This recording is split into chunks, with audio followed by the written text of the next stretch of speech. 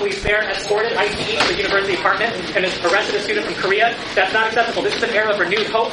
Students in our generation need to take action again before what we think should happen in society, and Berkeley should be in the lead of that and be the first sanctuary campus of the nation. Please sign this petition, and we'll collect it after class. Thank you.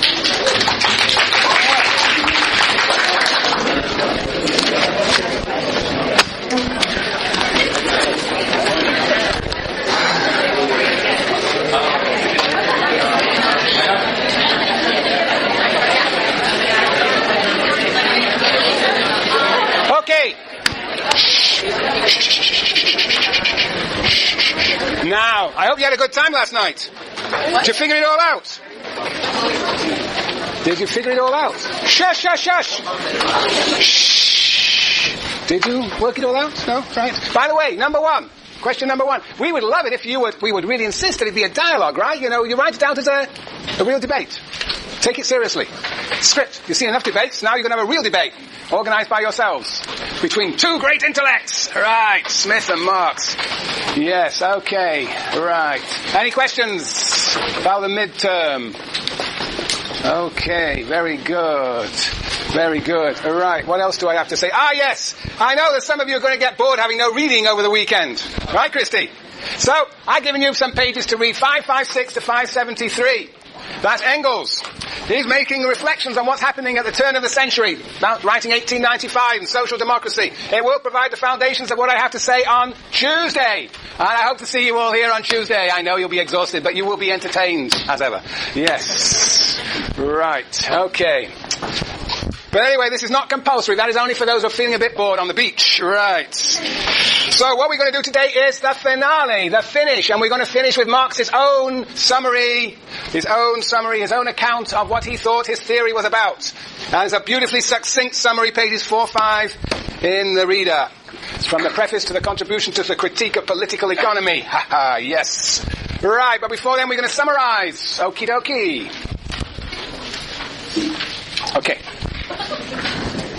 Competitive capitalism gives rise to competition amongst capitalists, which leads to simplification, new technology, family labour, the expulsion of labourers into the reserve army of unemployed, lowering of wages, and the polarisation between classes, leading to crises of overproduction on the one side and the deepening of class struggle on the other side. And then, as a result of the deepening of crises of overproduction and the intensification of class struggle that coincide with one another, and Bob's your uncle, communism. That's Marx and Engels. We spent quite a lot of time arguing, talking about what's problematic about that. And we came up with an alternative picture, which says competitive capitalism leads to crises of overproduction, leads to class struggle, leads to a new form of capitalism. We're going to call it organised capitalism. Organised capitalism. And that organised capitalism is organised by what? Is organised by the state. The state, do you know what the state is by any chance? Who knows what the state is? The state is, you must have learned this in high school, the state has 3 branches, remember? The executive, the judiciary, and the legislature. That is the state. But for Marx and Engels, the question is, what does the state do? Well, we'll see in a minute what they thought it did, but we now know that the state gets very much involved in counteracting these crises of overproduction. We see it today. And we see the state also not only organising the relations among capitalists, but also organising the relations between capital and labour. Organising class struggle. Bless you. Very good. The state. This gives rise.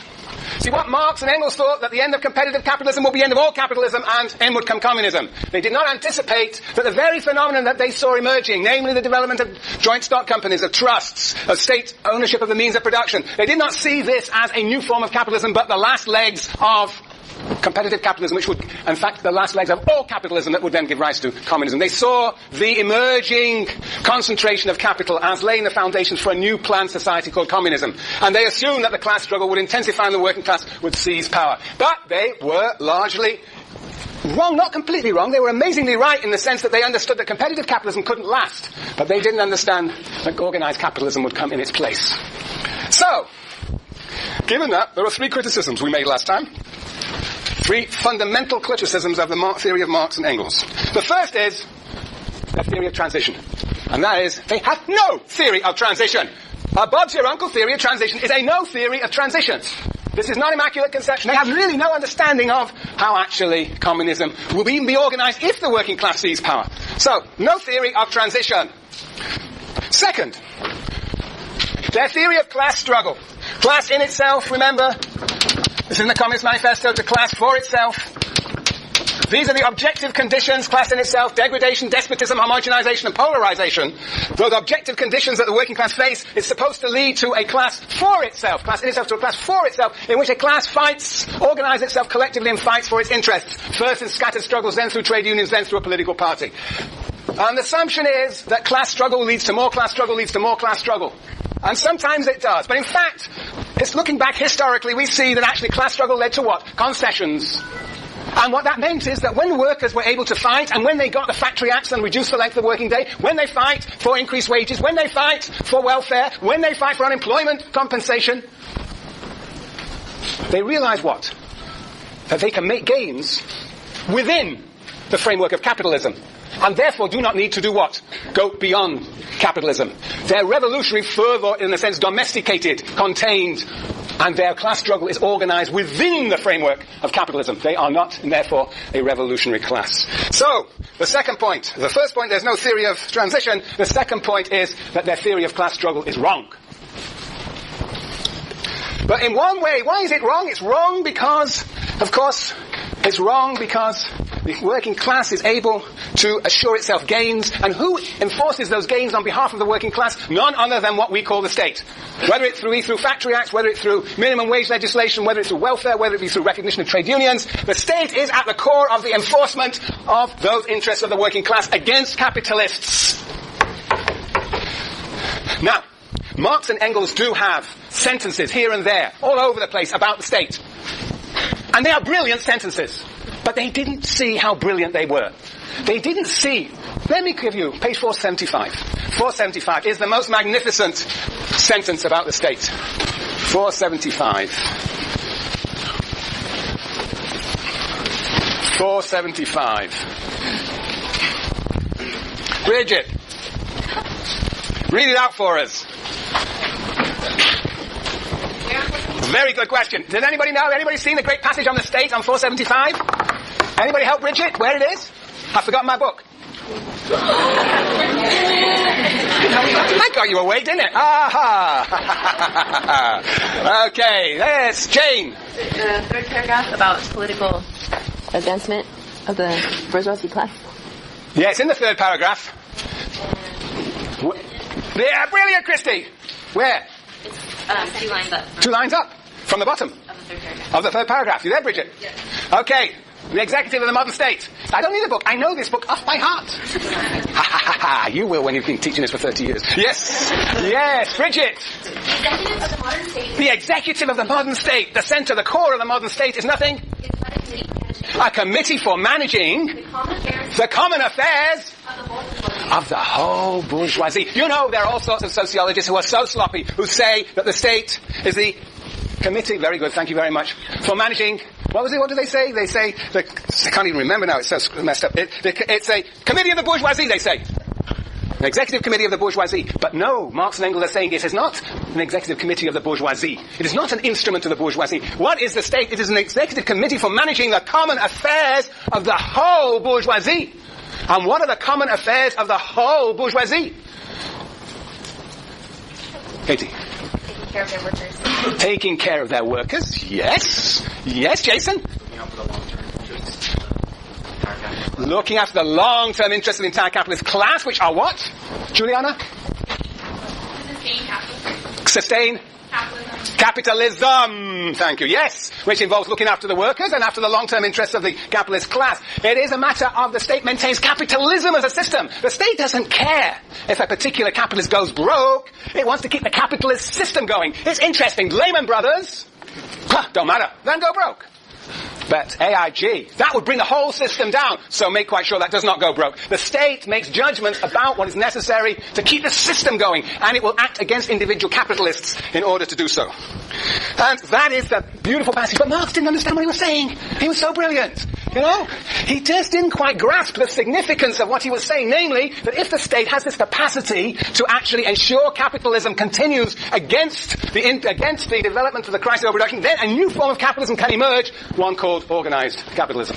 Marx and Engels did not anticipate this. Okay, very good. So here we are. What I would say then about the state is that they have an undeveloped theory of the state.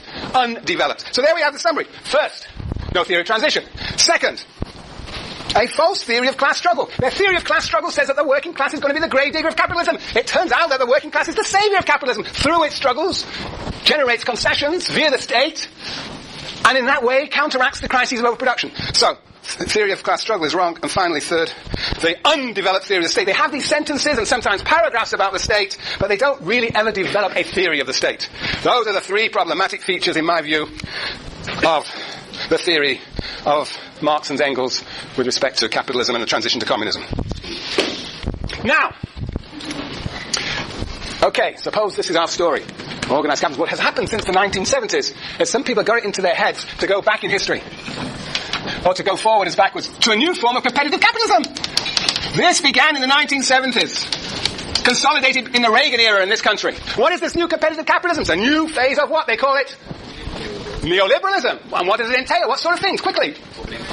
Opening financial markets, deregulating banks so that they could actually entertain all these lousy loans, pursuing profits, but bringing down the whole system in the process. What else does it involve? What else does this new competitive capitalism begins in the 1970s involve? Hands up, yes? Greater polarization. Greater? Polarization.